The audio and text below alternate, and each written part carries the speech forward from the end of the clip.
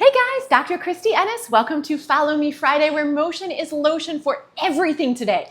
We're gonna get some mobility and some strength, all without any equipment, so you can do this at any time or anywhere. All right, we're starting with some poses on the ground, and then we're gonna work our way to standing. So feet about hip width or mat width apart. Bring those hands behind you. You can turn them out to help protect those shoulders a little bit. We're gonna drop those hips to one side. You can even press down on that hip, it feels good. And to the other side, getting all those hip rotators as we do this. And then we're gonna press right up into a table position. Let that head come back if you can. Open up those shoulders, strengthen those arms. We're just gonna get 5 of these. If you want more of this, certainly feel free to do this, obviously a couple times through. But you should feel really good even after just doing this once. Really press those hips up as best as you can. That was 2. If you're not sure if these are the right exercises for you and you need a little bit more guidance, check out my membership options where I actually provide some live Zoom support, text support, and we've got a live video library too. That's 3. We got 2 more like this. You might notice that you're getting a little bit more mobility as you go, or not, might take a little bit of time, and that's okay too. Again, right, really working even in through those glutes as well as in through those arms. And here we go, last one lifting. And I'm gonna face you guys so you can see what I'm doing here. We're gonna bring those legs as wide as you can comfortably, sitting up nice and tall. I'm gonna rotate to one side, and I'm going to bring my chest forward, so I'm stretching out inner thigh, hamstring, and then really use those abs to pull you back to the center. Use those abs to turn you to, and then lean. Careful that you don't let the other leg slide. If you have to have a bend in your knees, by all means, go ahead and do so, right? This is not supposed to be uncomfortable. It's supposed to help make you feel better. So it's okay if those knees don't go all the way straight, or if your legs don't go all that wide either. No big deal. Shoo. This side. Try not to slouch. I think I did a little bit there. We're going to do just 1 more on each side, and then we're going to go right onto our backs. Last one. Actually, I lied. I didn't mean to lie, but I got the order wrong. We're staying right here. I'm going to face the other way, sitting up nice and tall, thinking about engaging in through those abdominal muscles. Pull that belly button in a little. You're going to roll back and open up those arms, squeeze those shoulder blades. Only roll back as far as you can, engaging those abs and not feeling it in the back. Coming up, sitting up nice and tall, and then add that reach forward. Don't just let your arms slump so that you keep that nice flat back. And again, we'll do about 5 or so here. Squeeze into those shoulder blades and come. If you need to, you can go ahead and bend one knee up. If it feels better for you, you can bend both knees up also, right? Whatever feels best for your body, just make sure that you're working and working in a good way for you. That's 3. We're going to do 2 more. And then we really are going all the way onto our backs. So obviously working through those arms, working through that upper back a little bit, those abs, stretching out those hamstrings. Okay, lying all the way down. This is our last one on the ground, and then we're going to go stand. We're going to get into that figure 4 stretch first. So crossing one ankle over that leg, bringing that thigh up towards you. And here you should feel a nice stretch. But it's about to get harder. You're going to straighten that opposite leg out, get a little hamstring stretch. Bring those hands back down to the ground, and then we're lowering down. Press that knee open.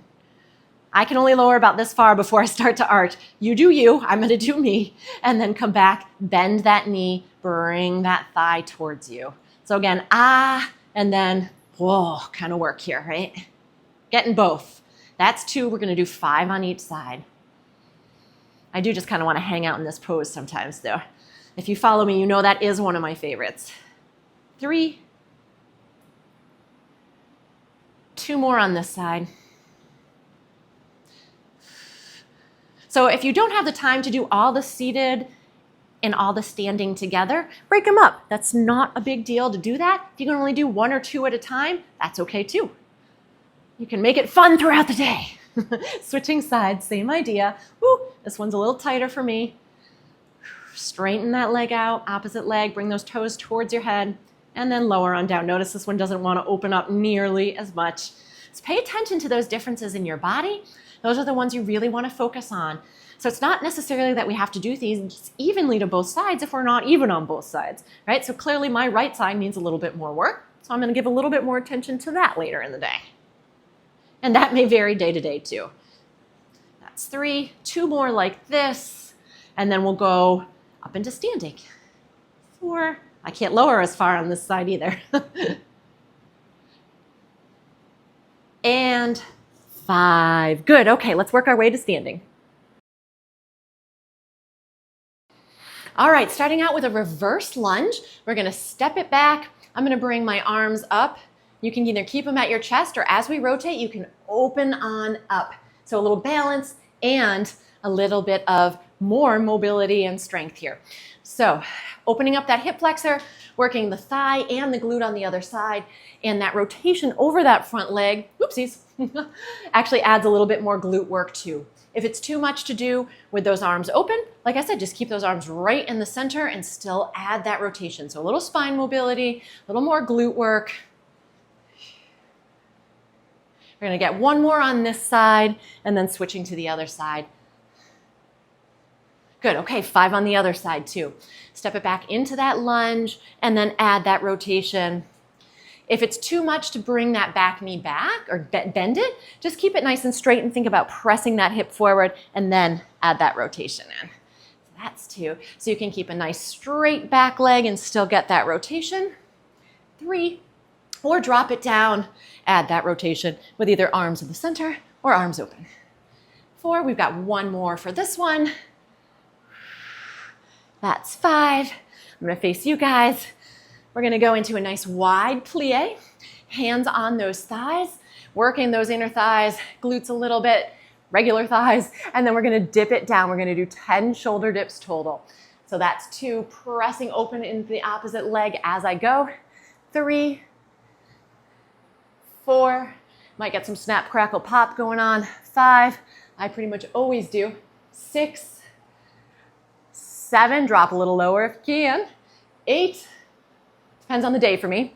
9 and 10. Good, one more exercise to go. I'm just gonna switch my feet. I'm gonna shift those hips back, keep this leg bent to start, and then, straight to start. Squeeze into those shoulder blades. So I'm stretching out the hamstring and the shin. I'm gonna get the back of those shoulders a little bit more. We're gonna do 20. So there's 3, 4, 5, little pulses. 6, 7, 8, 9, 10, 10, 9, 8, 7, 6, 5, 4, 3, 2, 1. Switch it up, almost done, yay. Bend the knee if you need to, but try to keep it straight. 1, 2, 3, 4, 5, 6, 7, 8, 9, 10, 10, 9, 8, 7, 6, 5, 4, 3, 2, and 1. Nice job.